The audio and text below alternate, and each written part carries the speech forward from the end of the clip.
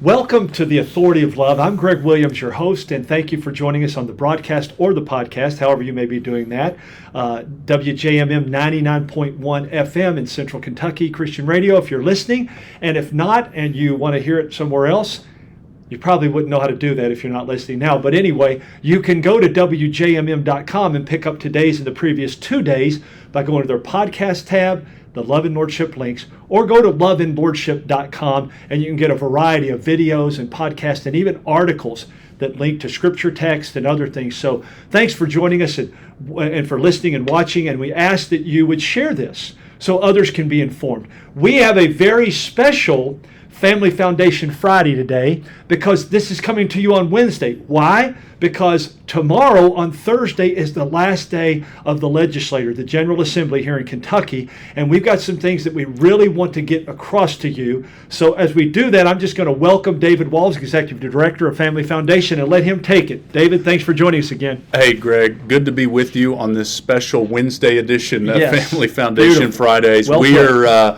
we are right in the last 48 hours of the General Assembly. So just to kind of recap where we are, so this is the end of the governor's 10-day veto period, and so the legislature is reconvening today and tomorrow for 2 final days where they can take care of final business, pass bills, and they can override anything that the governor has vetoed. And Greg, from the last time that you and I talked, we shared the story about how SB 150 had gotten across the finish line thanks to the movement of the Lord and the work of so many good folks. Prayers of listeners, and yes, absolutely. So that bill was vetoed by our governor which late you last anticipated, week. right? We did anticipate, certainly. We're hoping it would change, but certainly disappointing. And look, this is a reality, Greg, and I know you like to speak truthfully and clearly I hope I do it graciously, at all time. But look, what the governor has done is shamefully put woke sexual ideology over a straightforward and common sense bill that seeks to protect Kentucky's children and empower parents. And it really is really disappointing that the governor has decided to side with radical advocates that are seeking to fundamentally transform our society. And we know specifically that they are pushing radical ideology in our schools, and that is actually spilling over into the medical context as well, Greg. So just to remind folks, Senate Bill 150 does 3 very important things. One, it would stop the so-called gender transition, sex change operations, which, as you and I know, we cannot, no one can change their biological sex. But it would stop this practice from preying on our children to seek to, in the name of gender transition them via experimental hormones, and even mutilating surgery. So that's one key component of the bill. The second key component has to do with empowering parents and providing protection against indoctrination in our public schools. And David, that is so parents can know what's going on, so to help alleviate and keep this from happening, right? Yep. So it provides, it says you can't teach radical gender ideology in public schools, which has no place. Yes. Look, as we continue to have this conversation, let's get back to teaching kids the fundamentals. I mean, we're continuing to see reports here in Kentucky and in so many school districts here and across the nation of just, we're failing our students on the basics, on reading, on writing, on math. And part of that reason... It's called arithmetic. Arithmetic. Right, reading, arithmetic. So in lieu of doing those things, we're promoting some of these ideologies in our school. Greg, you and I may have not talked a little bit about this, but in addition to being very disappointed by what the governor did in vetoing this bill, the Kentucky Department of Education, their commissioner, Jason Glass, has just been outrageous. Part of the reason for this bill was because his KDE had put out this LGBTQI toolkit with a bunch of propaganda that has no place in our schools.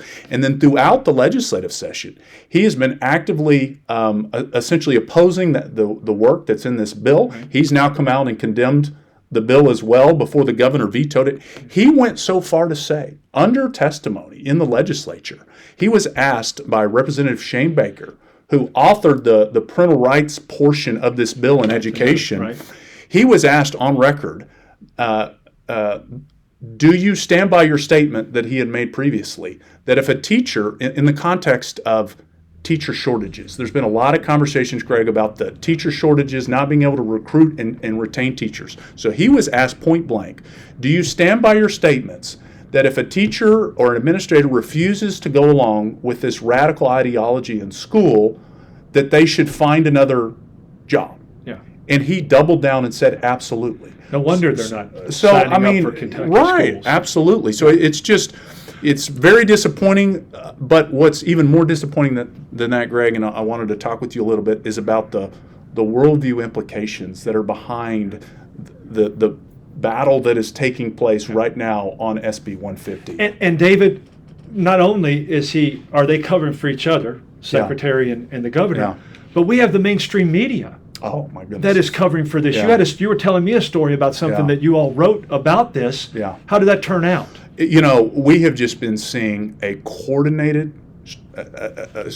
strategy from the major papers here in Kentucky, other media outlets, and LGBT advocates condemning this bill, condemning our organization and the majority of legislators and other organizations that are a part of this, saying that this entire effort to protect our kids from mutilating surgeries, from radical agendas, is hateful.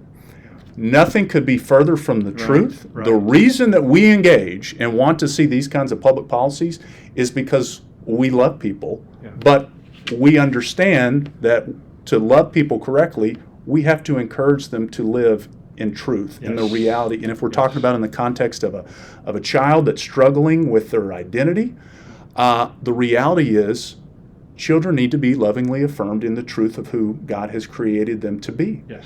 And there are only two genders. That's the truth. There's only two. Science even backs that up. Right. So, Greg, as we sit here right now, we are encouraging folks to go to our website at kentuckyfamily.org. We've got it right plastered on the front of the website, where they can click and take action, encourage their House and Senate member and House and Senate leadership, who has helped support this issue. Yes. That's the reason why it got passed to begin with. Stay the course. To stay the course, to be bold, to not listen to the propaganda that's coming, that's circling around the Capitol and particularly in the news media, and to stand strong. And folks, I would just encourage folks to pray and to engage in these last 24 to 48 hours. Right. So another important reminder, it only takes a simple majority to override the governor's veto.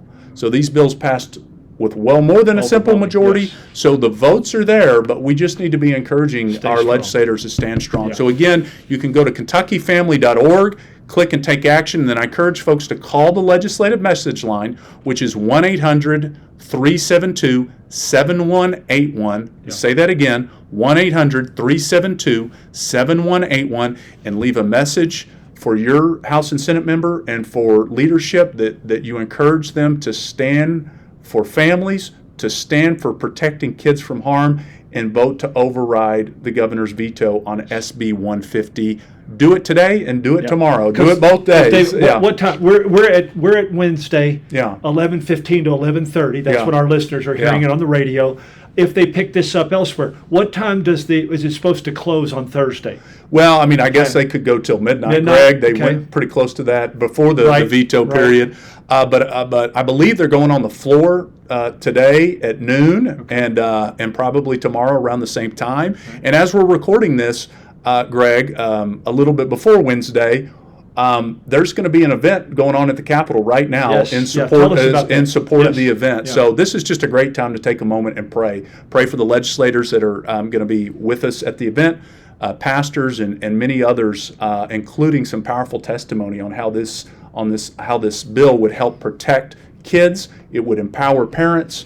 And so we're excited about that testimony. Yeah. Could you share a little bit more about that, David? What's the time for that? Is that Wednesday afternoon? At 11 o'clock. Okay, so you're going on. If you're not listening to us, hopefully you're there, okay? If you are listening, get there, okay? Appreciate it. That's right. So, all right, that gives us an update on that, what was a top shelf item.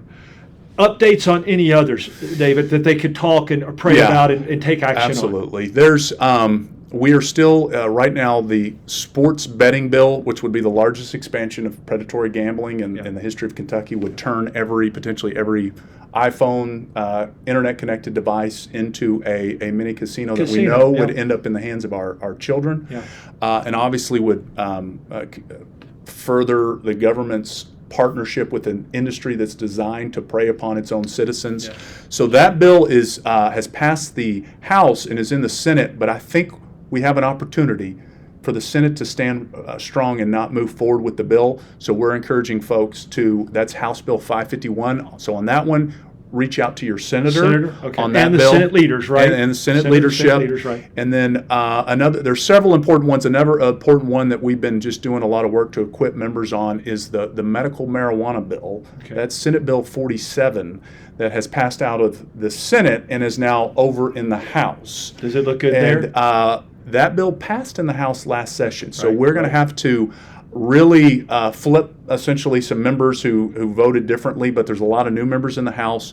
But I'll just share one concern. This is a 130-something page bill, and there is just one of many concerns. We continue to have concerns because the push for so-called medical marijuana, which hasn't been approved by the FDA, is indistinguishable from the efforts to legalize recreational marijuana, as we've seen in other states. But it's a very thin line. It's a very thin line, Greg, right? but even more than that, this bill has a lot of concerning things in it, including it opens the door for medical marijuana for children with no age restrictions. It would open the door in our schools, potentially for schools to have to be involved in providing, administering this for a student. We've raised a question: what is that going to mean for Christian schools that may have policies in place that say we're not going to distribute, or even in the medical context? So a lot of concerns, but look, more than anything, we just are looking forward to serving the Lord through the very end of the legislative session. We're praying for our legislators to stand strong. They're under a lot of pressure these last 48 hours, and we just pray for courage, for boldness, and for clarity to follow the Lord's will in these last 48 hours. Excellent. And so let me close this out, Dave. A couple of things. Please be praying. Please take action. That's what we do this for, because this impacts marriages, families, children, our culture ultimately. God's design was to start with the family. So it impacts our churches, our schools, and everything. So thank you, David, for what you guys do in all of this. But I also want to give you a quick, just a little synopsis of what it's like. You call that legislative message line, that you tell them where you live, and they will direct you. And then you say, I'd like to copy this message not only to my senator or my representative, but I'd like for you to copy it to the leaders in the House or the Senate, or both, depending on as David has directed you. It's pretty simple. It doesn't take long at all, and you have made an impact. And we did last time, the prayers and the action, and you can do it again, and we need this. We need these things to pass to show that Kentucky is a strong state, not just legislatively, people, but morally. Morally. We don't want to be a lawless state or society, so we can do this. So thank you all for joining us. As always, I thank you again, David. We look forward to next week and updates on all of this. Thank you for joining us. Thanks for your prayers. Thanks always to the Lord. Now go make it a great day, and God bless in Christ. Stay tuned for Bill Reeser and Encounter. And also at 12:45 today, you will hear Greg Horn with Hope is Here. I'm Greg Williams, and you're listening to The Authority of Love.